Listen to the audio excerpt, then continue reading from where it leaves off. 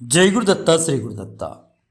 చర్మము, కంటి, జననేంద్రియాలు, ఉదర మూత్రకోశ వ్యాధులు, నిమోనియా వంటి ఎన్నో జబ్బులను మానవాళి సమర్థవంతంగా తట్టుకుంటోంది అంటే, మనిషి ఆయు ప్రమాణం పెరిగిందంటే కేవలం ఒక్క మహానుభావుడి పుణ్య ఫలితమే అది.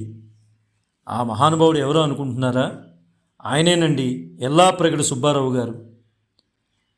ఆయన ఆంధ్రప్రదేశ్లోని పశ్చిమ గోదావరి జిల్లా భీమవరంలో సరిగ్గా ఇదే రోజున జనవరి 12, 1895 సంవత్సరంలో ఆయన జన్మించారు.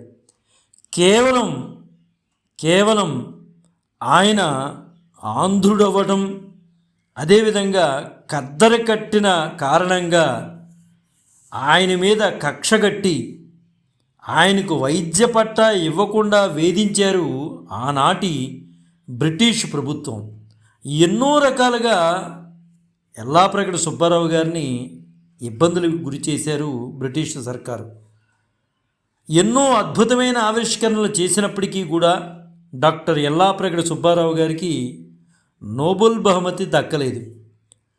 ఆయన కనిపెట్టిన అంశాలపై ముందుకెళ్ళి పరిశోధనలు చేసిన శిష్యులకు ఆ పురస్కారాలు లభించడం గమనార్హం. 1948 ఆగస్టు 9న 53 ఏళ్ల వయస్సులోని గుండెపోటుతో ఎల్లాప్రగడ సుబ్బారావు గారు అమెరికాలో కన్నుమూశారు. అమెరికా రచయిత ఒక మాట అన్నారు, గొప్ప రచయిత అండి, డోరోన్ ఆట్రిమ్ అనే ఆయన ఒక గొప్ప మాట చెప్పారు. ఏంటంటే, బహుశా ఈ తరంలో చాలామందికి డాక్టర్ ఎల్లాప్రగడ సుబ్బారావు గారు పేరు తెలియకపోవచ్చు, కానీ ఒకప్పుడు ఆయన జీవించి ఉండడం వల్లే నేడు మనమంతా ఆరోగ్యంగా సజీవంగా ఉంటున్నాం. ఆయన కృషే మానవాళి దీర్ఘాయుష్కు బాటలు వేసిందని అమెరికన్ రచయిత డోరోన్ ఆట్రిమ్ గారు ఆయన మాటల్లో చెప్పారు.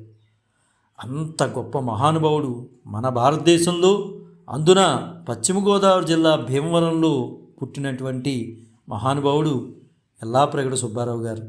నేడు వారి జయంతి సందర్భంగా ఆ మహానుభావుడికి ఘనమైన నివాళులు అర్పిస్తూ జై గురుదత్త శ్రీ గురుదత్త, శ్రీపాద శ్రీవల్లభ చరణదాసుడు, మానికొండ రాజశేఖర శర్మ, రాజమహేంద్రరావు. స్వస్తి.